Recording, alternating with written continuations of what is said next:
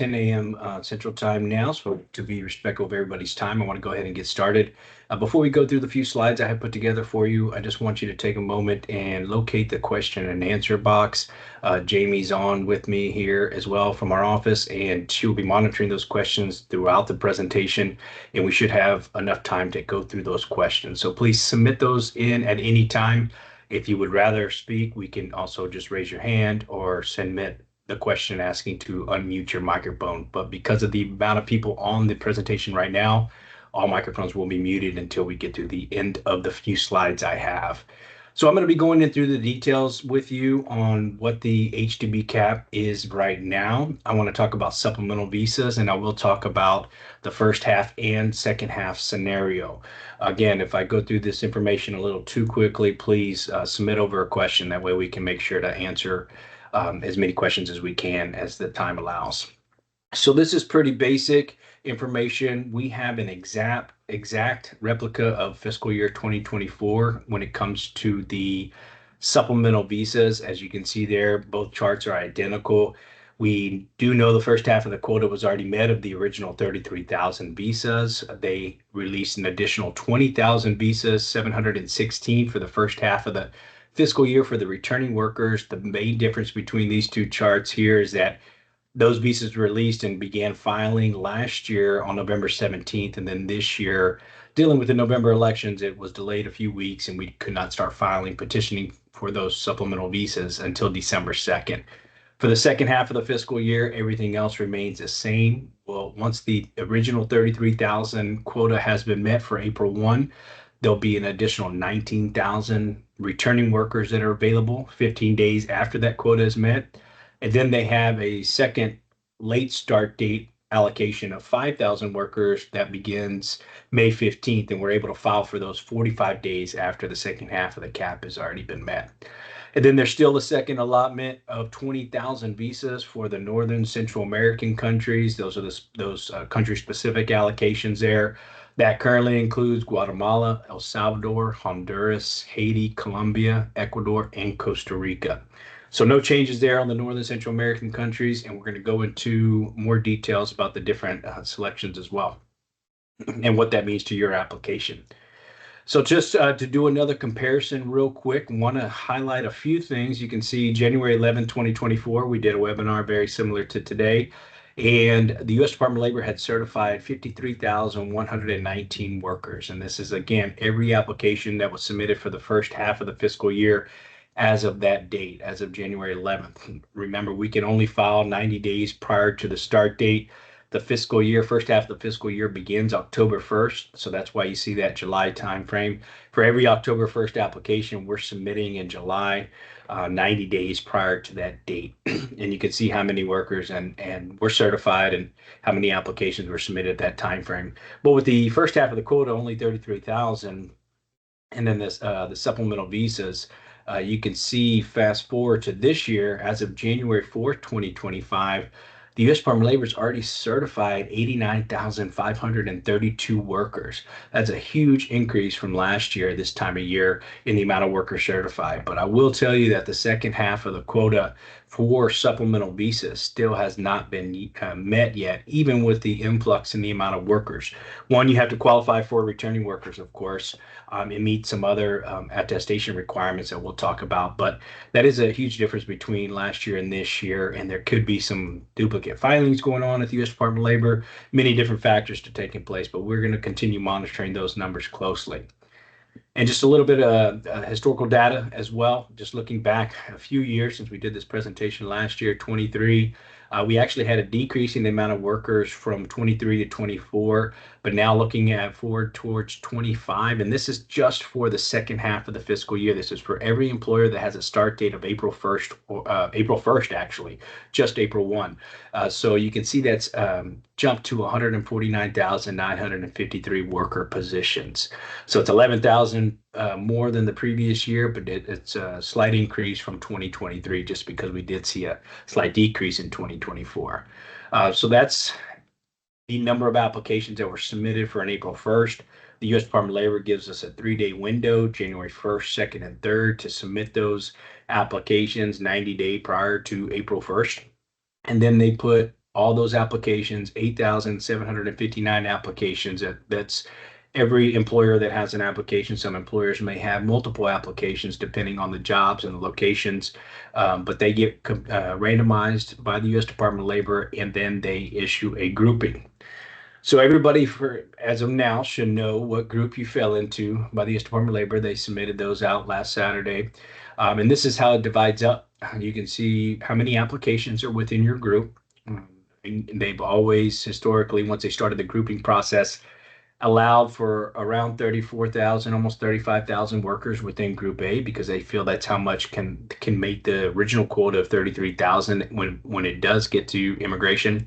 And then every group after that is going to be around 20,000 workers until you get to the last group. You can see Group G is the remaining after the last 20,000 workers. So that's how you fared in your grouping, and this is where you sit. This is only for second half employers that have an April 1st start date or earlier. If you had a March 1st start date or February start date, you do not fall into these grouping mechanisms, as you're still falling into the first half of the fiscal year. As you can see here, this is the applications requested a date of need from April 1st. They'll continue updating this chart if you have a date of need later in May, and then all the way through September 30th. So let's look back at 2024, since we have an identical season in regards to the supplemental visas and what that meant to each grouping, and how they fared with each quota that is available for the second half of the fiscal year. So Group A, we know, makes the original 33,000 cap. There should be no reason you do not make that quota outside of a denial for some reason for the U.S. Department of Labor. We also saw a majority of Group B. Not every application gets certified 100% by the U.S. Department of Labor. You will notice, you're testing the local labor market. If you're requesting 10 workers and you hire 2 workers, then you will only be certified for 8. So that number adjusts drastically throughout the seasons, depending on how many applications get partially certified that way, or even withdrawn or denied by the U.S. Department of Labor. So that's how that 33,000 weighs into the Group B. And we did see a majority of Group B make the original quota. Now, so when you make the original quota of 33,000, you're not limited to certain countries. You're not limited to returning workers. You have the most flexibility in requesting new workers, returning workers, etc. Now, getting into Group B and Group C, you're going to have any Group B that does not make the original quota. You're going to have first opportunity on the 19,000 returning workers that are available once that quota is met. We have to wait 15 days to file for those returning workers, but as long as you've had an H-2B worker, and it does not have to be with you, it can be an H-2B worker that worked for somebody else anywhere in the country, as long as it's within the H-2B visa category, and they've only had to receive one H-2B visa within the last 3 fiscal years. So fiscal year 24, 23, 22, if they had an H-2B visa issued, then they qualify as a returning worker. Group B and C had first opportunity for that, and a majority of them did qualify for those returning workers. That 19,000 stretched all the way through Group D and even a portion of Group E.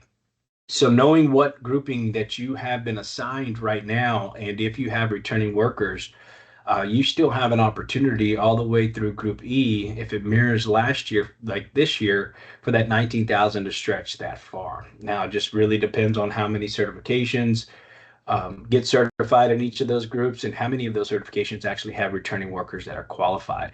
So that will, yet to be determined. We'll continue monitoring the Department of Labor numbers as they continue working through all of those groups.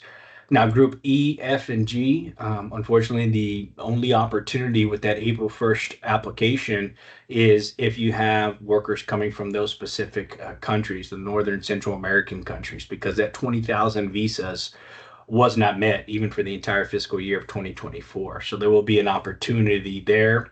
And then there'll also be an opportunity if you wanted to refile for the May 15th start date for those 5,000 returning workers. For example, if you have returning workers from Mexico and you're in Group E, F, or G, and you don't qualify for the original 19,000, then you can choose to refile for a May 15th start date and request those workers to come over at that time if they qualify for returning workers.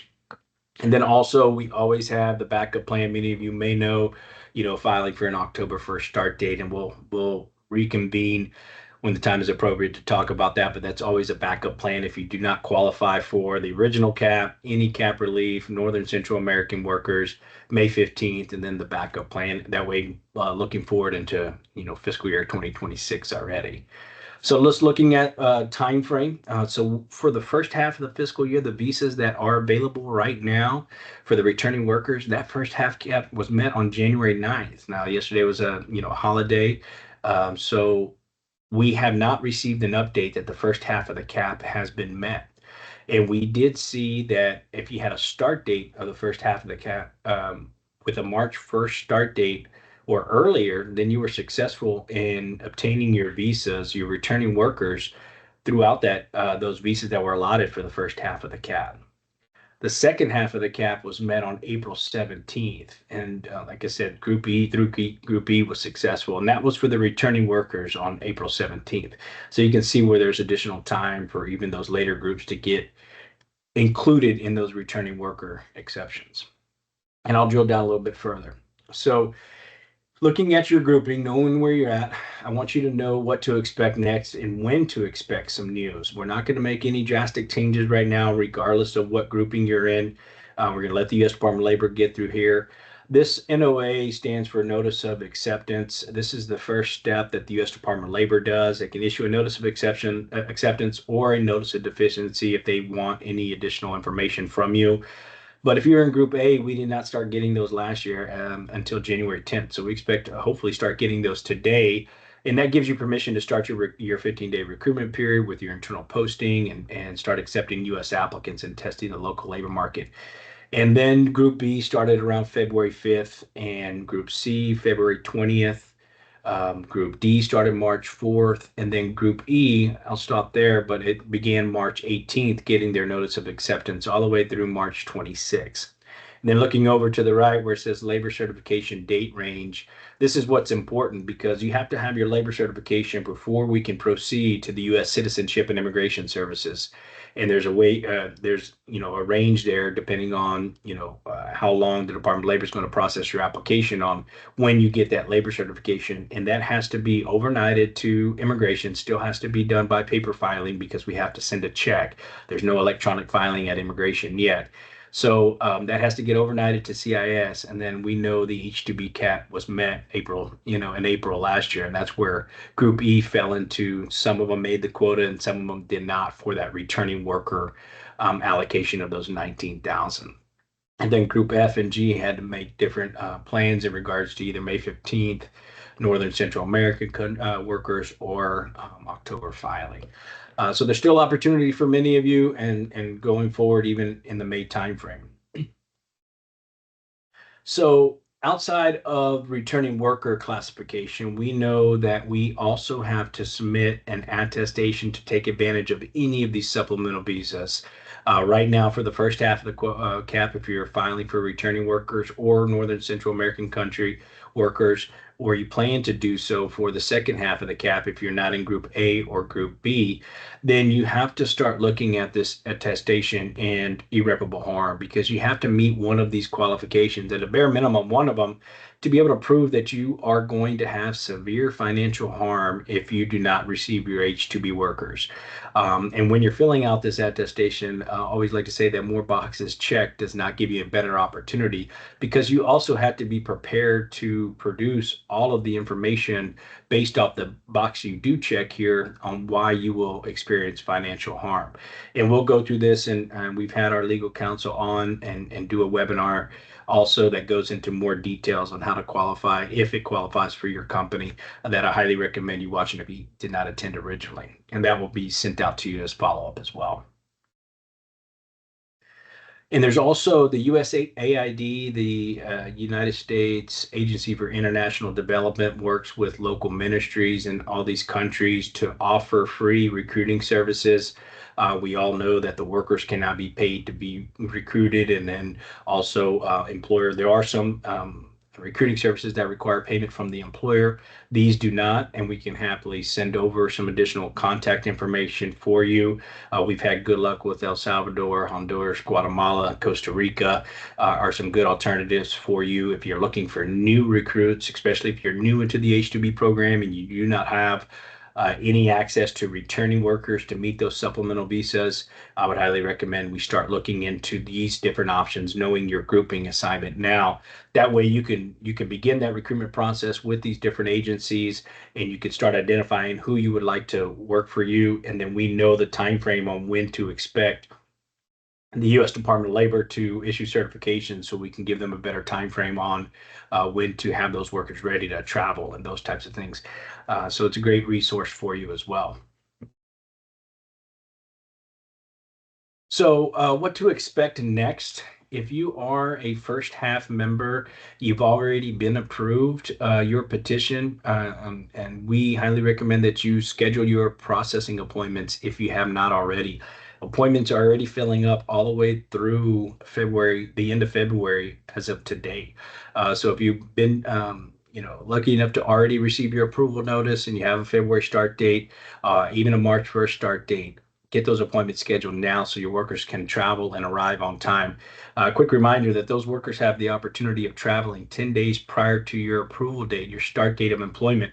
So if you have a February 1st start date, they can start traveling the end of this month and be at your place of employment and begin working February 1st.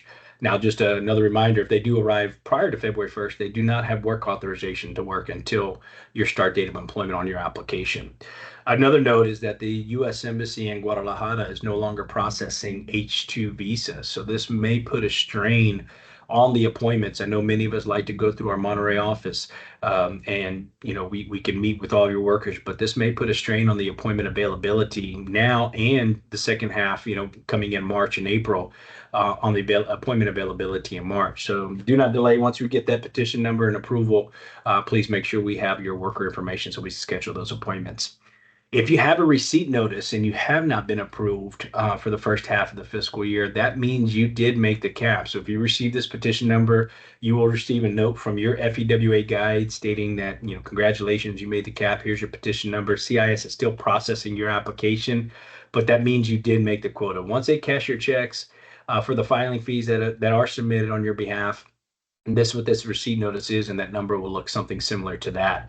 As of right now, as of today, the last date that we have receipt notices for, of course, that are still pending at immigration is January 7th. So you'll know if you're still pending at Department of Labor, if we have to submit your recruitment report still, then you have not been certified by the U.S. Department of Labor.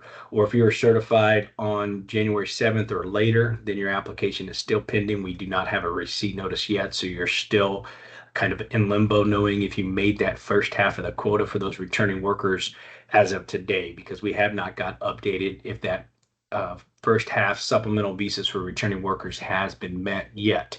It was met on January 9th last year, so it's going to be relatively close.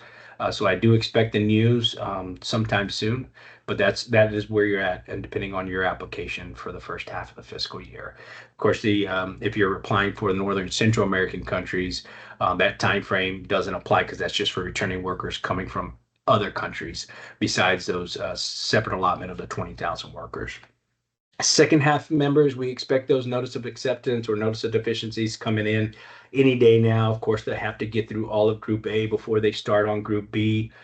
Group C through G, you will expect a follow-up email from us regarding May 15th. We want to know if this is even an option for you so we can start working on your application, because we have to file and duplicate your filing to submit on February 14th. We do not want to be late because there's only 5,000 workers available for that allotment for returning workers. And we want to submit exactly 90 days prior to that date. So we have a lot of work we need to do between now and February 14th. If it's absolutely not an option for you, then you let us know so we don't have to duplicate that case. We don't want to submit something to the U.S. Department of Labor if you're not going to take, if that's not an opportunity for you. So you will get something in writing for your e-signature coming from your FEWA guide soon. If you fall into the group C through G, A and B should be relatively safe with the original quota in returning workers. We don't charge you anything additional for that duplicate filings, just like we don't for the first half and the second half. We want to make sure that you have every opportunity within the fiscal year to make all these different quotas that are available for you. So if that's an opportunity for you, we will do the work on your behalf. And then to talk more about the October filing option, we have to file these applications July 3rd. We have to get new wages, etc. So we will have another similar webinar in April to go over the specifics about what it entails for October filing. And then also, only if for those applications that did not make the quotas at that time come April. So we want to make sure that you have all the information up front. We will not let you miss any deadlines. All that information will be coming from your FEWA guide. So just keep in touch and let us know how you want to proceed. Before we turn it over to question and answers, just a quick reminder, these recordings are always published on our website after the fact under the news section at fewaglobal.org. So if you'd like to share it or revisit at any time, you can access these types of recordings, as well as I know sometimes you cannot attend live.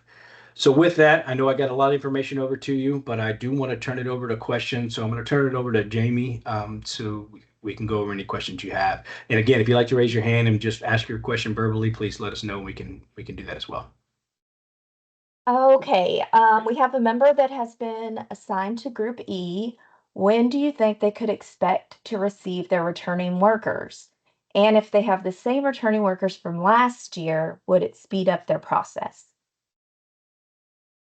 Second question is a little easier. Same returning workers as last year, does not matter. Again, it does not have to be a worker that comes back to you to be classified as a returning worker for these scenarios in regards to the supplemental visas. Group E did not start getting their certifications from the U.S. Department of Labor until April 5th through the April 17th last year. So I do not expect that any sooner. So beginning in April will depend on where the quota is at for the returning worker allocation, and if you actually do make that quota for your returning workers. But unfortunately, those seasoned employees that we've had for 10, 15 plus years, or even 1 year, there is no advantage of bringing in the same workers outside of them classifying for as a returning worker as receiving an H-2B visa in the past 3 fiscal years.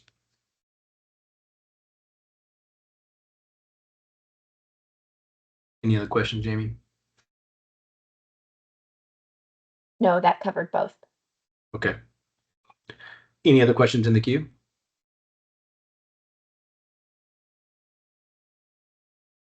Okay.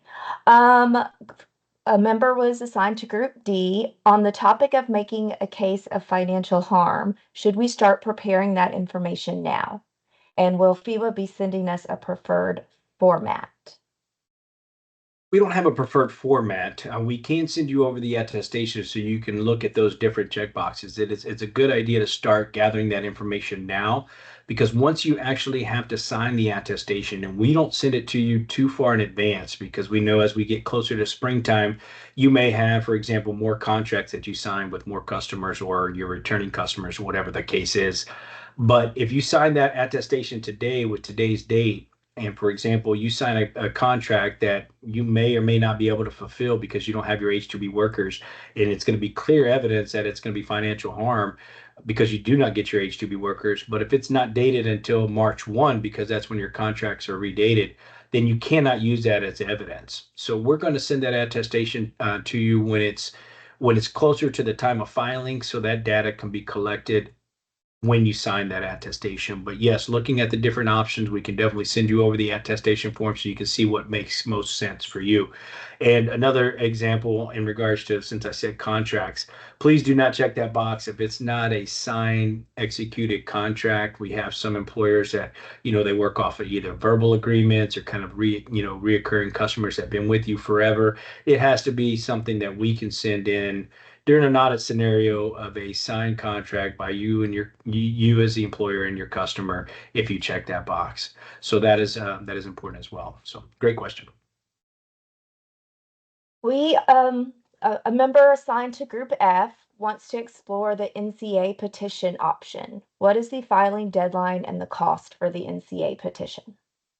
Good. Yes. So in regards to our filing and our grouping assignment for the U.S. Department of Labor, we do not have to indicate who your workers are, where they're coming from, None of that is at the U.S. Department of Labor stage. So that is not going to affect your Group F assignment or the application you have currently pending. So there's nothing new we have to do on your application at the U.S. Department of Labor level.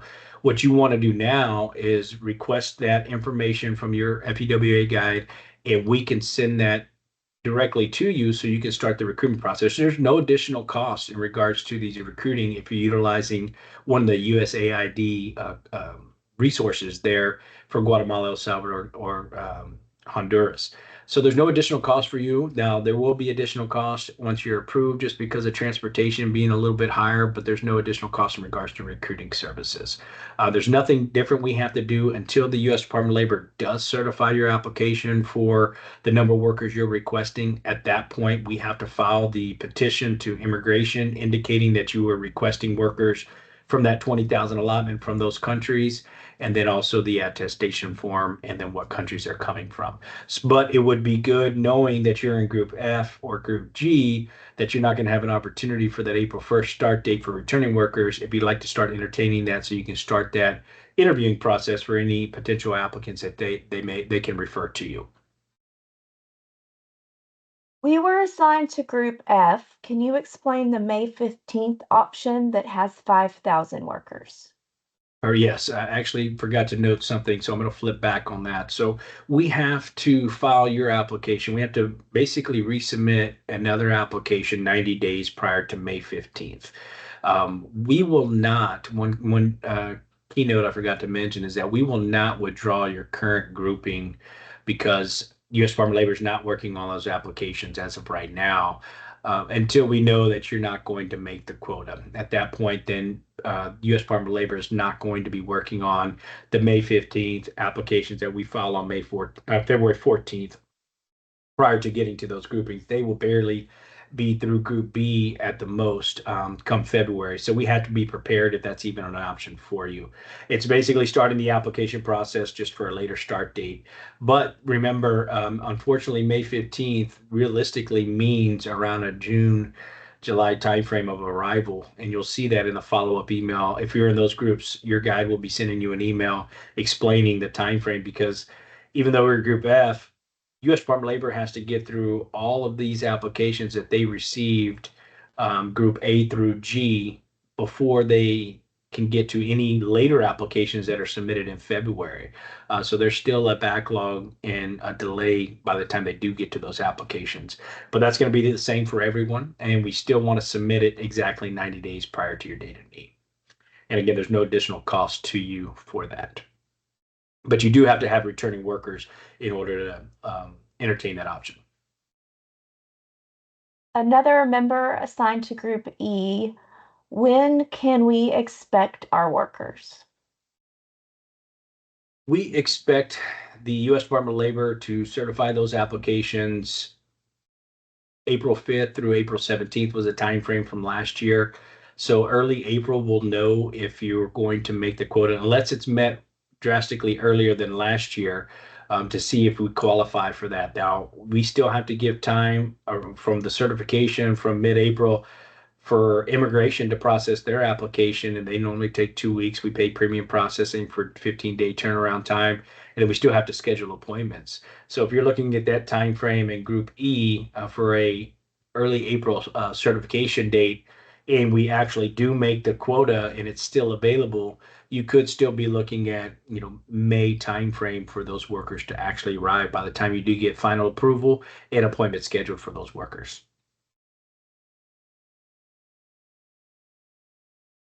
Is it a sure thing that we will have to provide the attestation documents or only if the DOL requests it? In regards to the supporting evidence, that's only going to be if you get audited. Normally, the audits start coming in around the summertime for anybody taking advantage of the supplemental visas for the current fiscal year. So the only thing that we're required to submit is the actual attestation. If you get audited by Department of Homeland Security or Department of Labor, this can come in an email or letter format, and then you're required to supply that evidence. You could also get a request for evidence in your upcoming filing. Remember, they can audit up to 3 years after certification in your upcoming filing to be able to prove that as well. So that can come from immigration or Department of Labor, but in order to file originally, no, we do not have to submit that evidence up front. And that's why we're not requesting that from you. We just want to know what selection best fits your circumstance. A member assigned to Group F, can we explore the May 15th option at the same time as the North Central option? Most definitely, yes. So we would recommend that we could prepare that February application for you to be able to do that. And then if you find recruits that you're satisfied with and you want to continue with your Group F application, then we will simply withdraw your May 15th request. Great question. Are groupings random?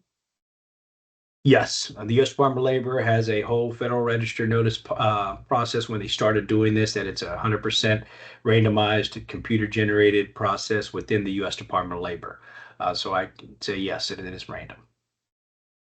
This member has applied for April 1st start date for the past 2 years. Will they be able to change the date to March 1st for next year? You have to be able to prove that you have a need for the job that you're requesting in order to be able to apply for an earlier start date. I'm not saying no. It's just the fact that if you're in North Dakota and your season doesn't start till April 1 and you're maintaining grounds, it's going to be hard to prove that you can start in March because, you may be snowed under.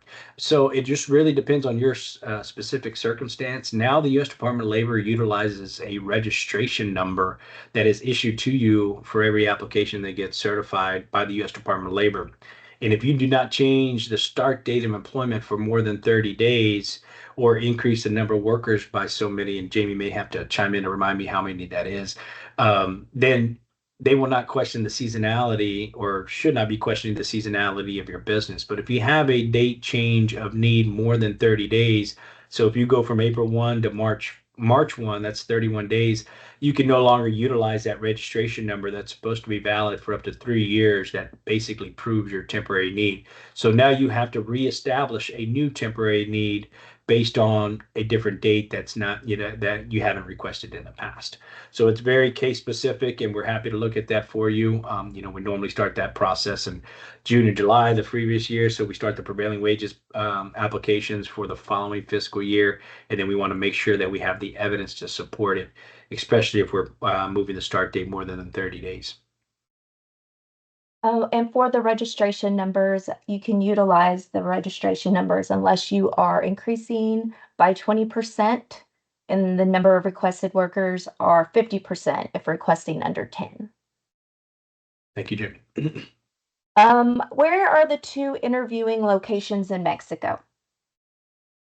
As of right now, it's just Monterey. We are meeting with the U.S. Embassy in Hermosillo as well, since we did have an office location, as you know, and remote location in Guadalajara last year. And we processed many of your petitions, many of the workers' requests there, and it worked out great. But unfortunately, that embassy is no longer available. So we are looking at Hermosillo, which is further west, but we can process and utilize other concept posts as needed as our Monterey staff is prepared to travel to those different locations if the U.S. consulate in Monterey gets backlogged. But Nuevo Laredo is also an option as it's close to Monterey.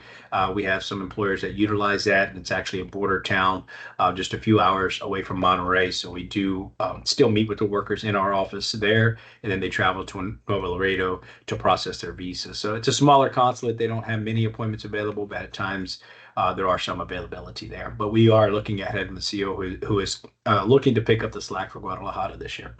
So that may be an option for you. If the North Central visas are not met, do you know why they don't or won't give them to Mexico? Last time they issued the supplemental visas, one of the original times during the Trump administration when they started doing these different visa applications, they did a rollover clause in there saying if they were not fully utilized, they rolled over to the other visa categories. Unfortunately, that is no longer the case in the current supplemental visa rule, where they do not roll over to any other visa classification if those visas are not available. That is something we will be working on with the new administration coming in as well. We were finally selected for Group B and have not been able to get our returning workers from Mexico for the past couple of years. Will this allow us to now get those workers back this year? We have been told in years past we could only get workers from the Northern Triangle. So if you got a group B, you have a really good possibility and a really good chance of making the original 33,000 visas without having to utilize the attestation form or the supplemental visas. So if you do make the visa quota of the original 33,000, you can bring over new workers coming from Mexico or from any country that you would like to apply for. So there will not be any limitations there, and you will not be limited to returning workers only. Being in Group B and even in Group A, it's very important that you pay attention to the notice of acceptance instructions that you receive from your FEWA guide, because we cannot proceed with the recruitment report until we finalize the recruitment period, and we have to have our internal posting up for 15 consecutive business days. And the way you can expedite that is to make sure that your business days do include some weekends. That way we can expedite the recruitment report submitted to the U.S. Department of Labor and in turn get a certification earlier and file to immigration where the quota is counted. So it's very important for Group B, and even highly recommend that for Group A. Let's get through the process as quickly as we can. Just being open a few weekends during that recruitment period saves you, could potentially save you up to 4 days, and that can make the difference of making the quota or not, especially with the original 33,000 visas. And that goes the same with the returning workers as we get further down. Let's get through the recruitment period. We still have to finalize that recruitment period at a later date, but the one that we can submit to the U.S. Department of Labor that they cannot certify the application for is the initial recruitment period, and we cannot submit that recruitment report until that internal posting is up for 15 consecutive business days. Being a seasonal company, we have contracts dated from December 24th and ongoing. Signing for this year, 2025, for work to begin in Michigan when the weather permits, usually in April. For attestation, we cannot use these. We can only use those signed at the time we need to use as attestation process. No, those contracts sound like you can use those because they're already executed before you're going to sign the attestation. They are executed for work that's going to be performed in the 2025 season beginning in April. So the contracts that you cannot use that are not signed by your customers yet, if your customer doesn't sign your contract until March for work that's going to begin in April, and you sign that attestation form in February, then you cannot utilize that contract. But if your contract is signed, executed for work that's going to begin in April of 2025, then you can use that selection and you can definitely use that contract. Can you review the visa quotas? In regards to the allotments, you thinking how it's divided up? Let me flip back there. I can pull that up real quick. So first slide, this is how the different quotas are allowed. This is the supplemental visas. The original quota is 33,000 visas for the first half of the year that begins October 1st. And then they'll issue an additional 33,000 for the second half of the fiscal year that begins April 1st. Once each one of those visas quotas are met, that's when these supplemental visas go into play for the first half. You can see which is just that 20,716 visas for start dates of need between October 1st and March 31st. And then they have the two other allocations for the second half of the fiscal year, 19,000 that begin start dates of employment from April 1st through May 14th, it says, but technically you only make that quota if you have an April 1st start date. And then also May 15th start date for those 5,000 workers. This 20,000 allocation for country specific for those Northern Central American countries is total for both halves of the fiscal year, first half and second half. Can we use the original signed agreements as proof of contracted work, even if the original term was outside of the current or future year?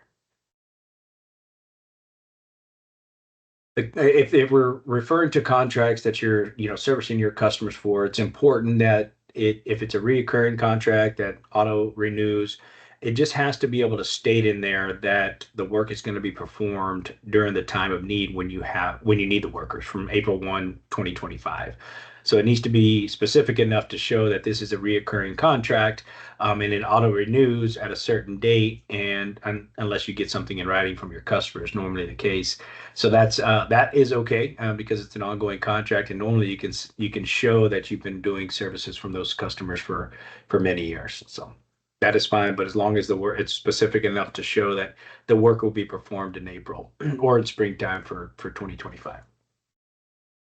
Can you please show where they can find this presentation again later? No problem. Thank you. So on our webpage, we have a news tab. Our webpage is fewaglobal.org. And you can always find these recorded webinars on the news page there. And I'll flip forward. There's our website. And it's at the bottom of all of our signatures from your FEWA guide in regards to our website as well. I think we have time for one more question, Jamie, if there's anything else that came in. That's it. Great timing. And thank you everyone for your attention this morning and jumping on a quick call. I failed to say Happy New Year. I know I've talked to many of you, but we are full throttle here and monitoring all these numbers and these cases for you. And we will continue to stay up to date on what's happening and reach out to you. I know there's a lot of information. You do not have to remember all this. We're going to give this to you, and your guide's going to reach out to make sure you're not missing any opportunity on any visa quotas that become available depending on your grouping. So you will receive specific instructions from us, but I'll always like to do this so you can kind of get a big picture of what it means, your grouping, where you stand, and what to expect next. So appreciate the time this morning. If you have any questions, this is my direct contact information. You can also always reach out to me directly. Happy to go over your case specific information with you.